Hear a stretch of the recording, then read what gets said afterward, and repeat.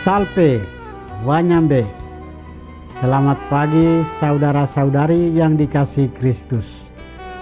Mari kita mengawali hari baru dengan mendengarkan firman Tuhan yang diambil dari Injil Lukas pasal 2 ayat 22 sampai dengan 32.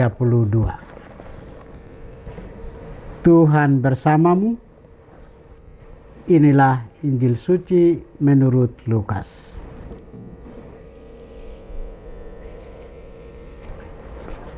Dan ketika genap waktu pentahiran menurut hukum Taurat Musa, mereka membawa dia ke Yerusalem untuk menyerahkannya kepada Tuhan.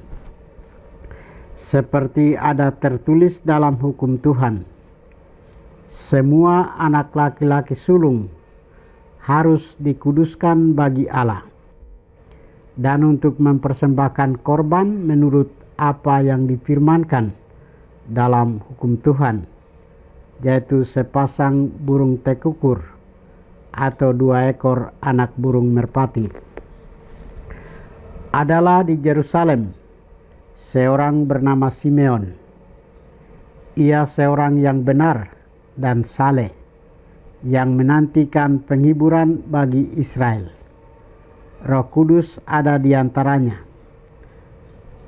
dan kepadanya telah dinyatakan oleh Roh Kudus bahwa ia tidak akan mati sebelum ia melihat Mesias, yaitu Dia yang diurapi Tuhan. Ia datang ke bait Allah oleh Roh Kudus ketika Yesus anak itu dibawa masuk oleh orang tuanya untuk melakukan kepadanya apa yang ditentukan hukum Taurat. Ia menyambut anak itu dan menatangnya sambil memuji Allah, katanya, "Sekarang Tuhan, biarkanlah hambamu ini pergi dalam damai sejahtera, sesuai dengan firman-Mu. Sebab mataku telah melihat keselamatan yang daripadamu, yang telah Engkau sediakan di hadapan segala bangsa, yaitu terang yang menjadi pernyataan bagi bangsa-bangsa lain, dan menjadi kemuliaan bagi umat-Mu Israel." Demikianlah sabda Tuhan. Saudara-saudari yang dikasihi Kristus, tema kita hari ini adalah kesetiaan dalam penantian. Bacaan Injil hari ini mengisahkan Yesus yang dipersembahkan di Kanisa sebagai pemenuhan hukum Taurat.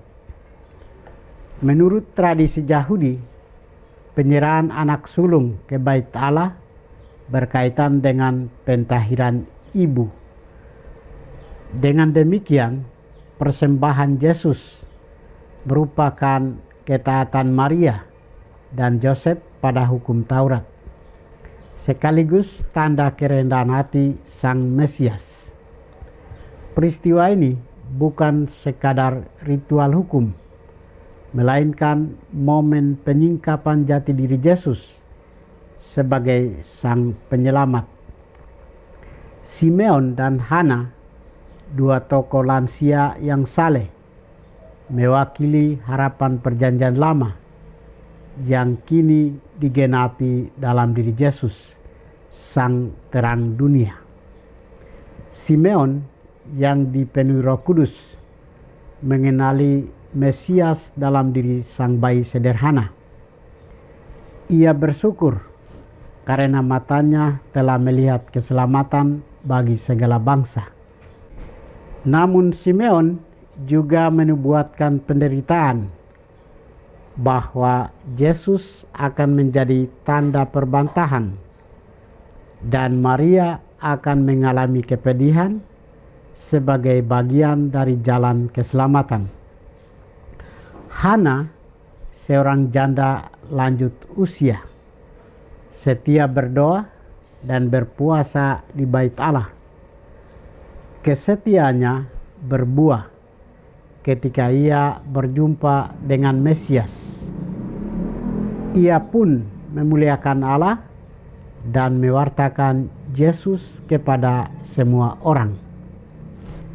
Saudara-saudari terkasih, Yusuf, Maria, Simeon, dan Hana mengajarkan kita tentang kesetiaan. Mereka mengajarkan kita kerendahan hati dan ketulusan hati. Mereka tidak merasa istimewa sehingga mengabaikan aturan hukum Taurat. Terutama Yusuf dan Maria dengan penuh ketaatan datang ke bait Allah untuk melakukan apa yang diwajibkan hukum Taurat. Ada beberapa pesan bagi kita pengikut Kristus. Pertama, perjumpaan dengan Tuhan membutuhkan mata iman. Kedua, usia, status, atau kelemahan fisik bukan penghalang untuk melayani Tuhan. Ketiga, perjumpaan dengan Yesus mengubah perspektif kita tentang masa lalu, masa kini, dan masa depan. Sebagai pengikut Kristus dan yang percaya kepadanya, kita dipanggil untuk menjadi pribadi yang taat dan setia kepada Tuhan seperti Simeon dan Hana. Sebagai orang beriman, apakah kita memiliki kesabaran seperti Simeon dan Hana dalam menantikan jawaban doa dari Tuhan? Tuhan memberkati kita. Marilah kita berdoa. Tuhan, pagi ini kami kembali naikkan puji dan syukur kepadamu. Terima kasih karena Engkau sudah menjaga kami saat kami tidur maupun bangun.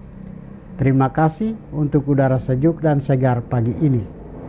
Kami mohon, bukalah mata hati kami, agar kami mampu memandang kemurahan dan karya-Mu. Rahmatilah kami dengan kuasa Roh-Mu, agar kami mampu untuk bertobat dan memuji serta memuliakan-Mu melalui pekerjaan dan pelayanan kami hari ini. Kristus terang dunia, berkatilah keluarga kami. Jadikanlah kami alat kasih-Mu, dan pantaskanlah kami menjadi hamba-Mu yang setia. Demi Kristus, Tuhan dan pengantara kami. Tuhan bersamamu. Semoga kita sekalian, orang-orang yang kita kasih dan doakan, seluruh aktivitas kita hari ini dibimbing, dilindungi, dan diberkati oleh berkat Allah yang Maha Kuasa, Bapa dan Putra dan Roh Kudus.